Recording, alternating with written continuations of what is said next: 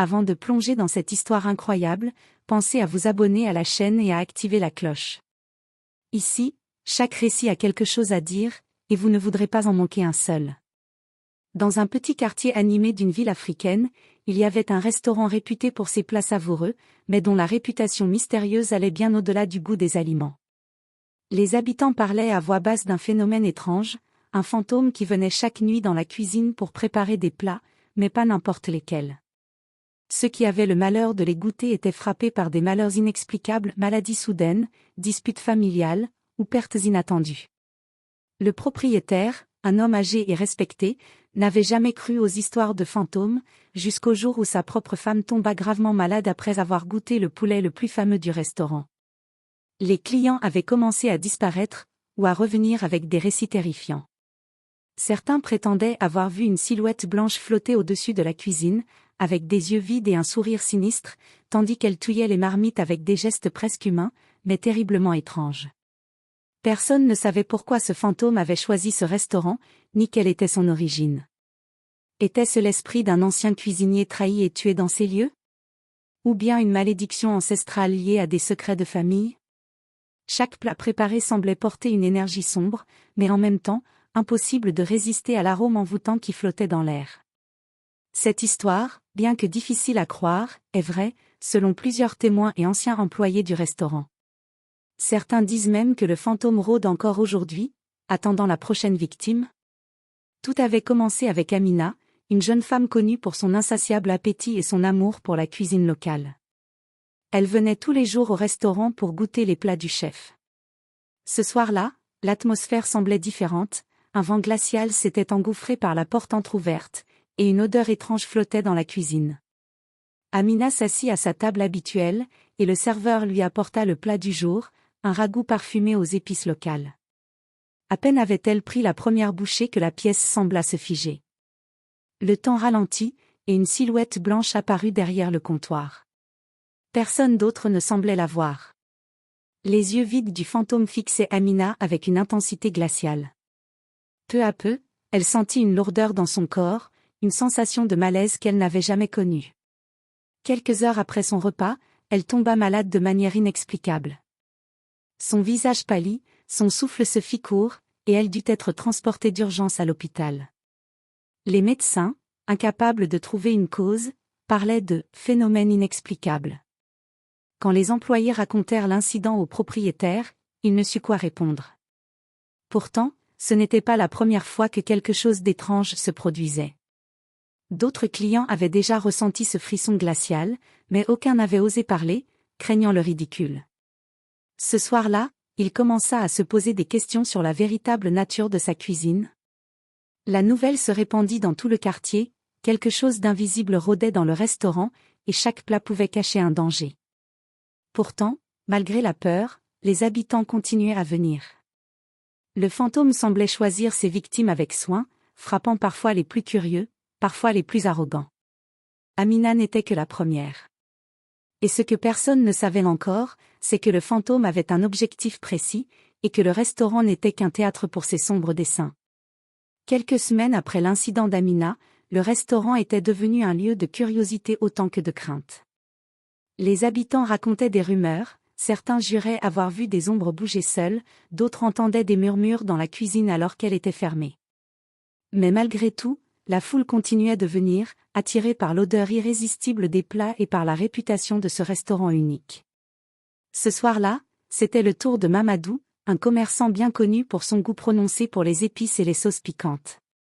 Alors qu'il s'installait à sa table, le vent glacial pénétra à nouveau dans la salle. Le personnel, nerveux, échangeait des regards inquiets. Puis, sans qu'aucun son ne soit entendu, les lumières vacillèrent, plongeant la salle dans une semi-obscurité. Mamadou goûta son plat, une sauce épaisse aux herbes locales. À peine l'avait-il en bouche qu'il sentit une brûlure étrange, non sur sa langue mais dans son esprit. Il eut soudain l'impression que quelqu'un le regardait, que des yeux invisibles scrutaient ses pensées. Ses mains se mirent à trembler et il lâcha sa cuillère. Le fantôme était là, juste derrière lui, mais encore invisible pour tous les autres. Pendant les heures qui suivirent, Mamadou devint victime d'hallucinations, il voyait des silhouettes glisser entre les tables, entendait des rires étouffés, et sentait des doigts glacés frôler ses épaules.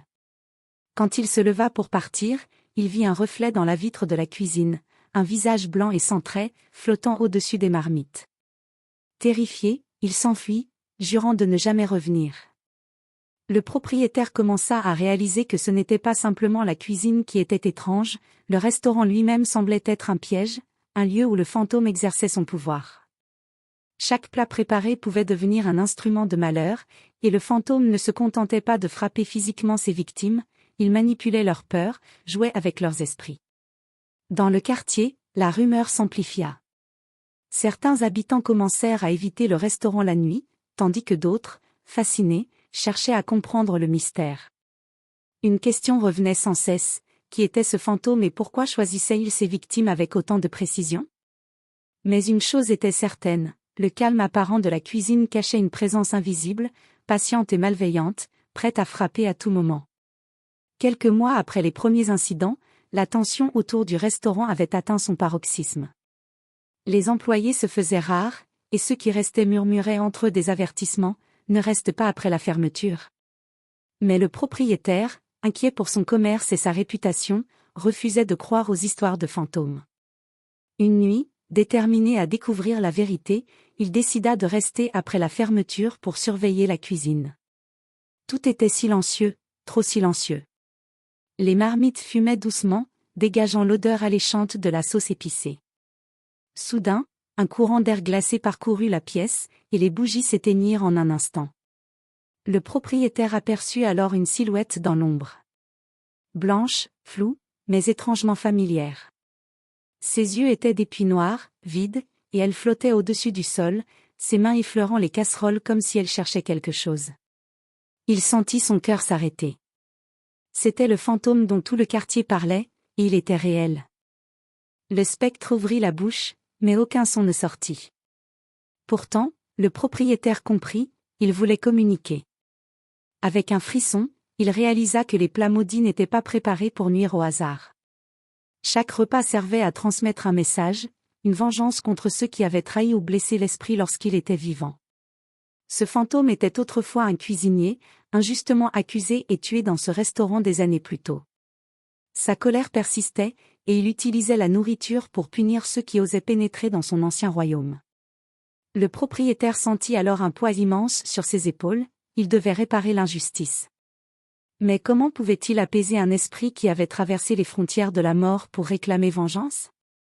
Le fantôme, comme pour lui répondre, toucha une dernière fois une marmite bouillante, et la pièce se remplit d'une lueur blanche éblouissante. Le lendemain, le quartier découvrit une scène étrange, les plats semblaient intacts, mais une atmosphère de peur régnait dans le restaurant. Le propriétaire, pâle et tremblant, savait qu'il ne pouvait plus ignorer la vérité. Il devait chercher le passé du restaurant, comprendre l'histoire du cuisinier mort, et espérer que le fantôme puisse enfin trouver la paix. Mais une question demeurait, combien de personnes avaient déjà été touchées par cette malédiction avant qu'il ne découvre le secret? Et qui serait la prochaine victime si rien n'était fait? Le propriétaire, déterminé à mettre fin à la malédiction, passa des jours à fouiller les archives du quartier. Il découvrit finalement des documents oubliés, des lettres, des journaux et des photos d'un cuisinier nommé Kofi, qui avait travaillé dans ce restaurant il y a plusieurs décennies. Kofi était réputé pour ses plats délicieux, mais il avait été accusé à tort de vol et de sabotage par un ancien propriétaire jaloux. Humilié, rejeté et finalement assassiné, son corps avait été enterré non loin du restaurant. Cette découverte lui glaça le sang, le fantôme n'était pas un esprit malveillant au hasard, mais un être injustement puni cherchant réparation. Le propriétaire savait qu'il devait faire quelque chose de concret pour apaiser l'esprit. Cette nuit-là, il resta à nouveau dans le restaurant, mais cette fois avec une offrande, un plat préparé selon les recettes originales de Kofi, accompagné de lettres de pardon et de reconnaissance pour son talent. À mesure qu'il déposait l'assiette dans la cuisine, une présence glaciale se fit sentir. Le fantôme apparut, plus net que jamais, ses yeux noirs fixant le propriétaire. Un silence pesant régna quelques instants. Puis, doucement, le spectre approcha le plat et le toucha de ses mains fantomatiques. Une lumière blanche enveloppa la cuisine, et le vent glacial disparut. Le propriétaire sentit une paix étrange s'installer dans l'air.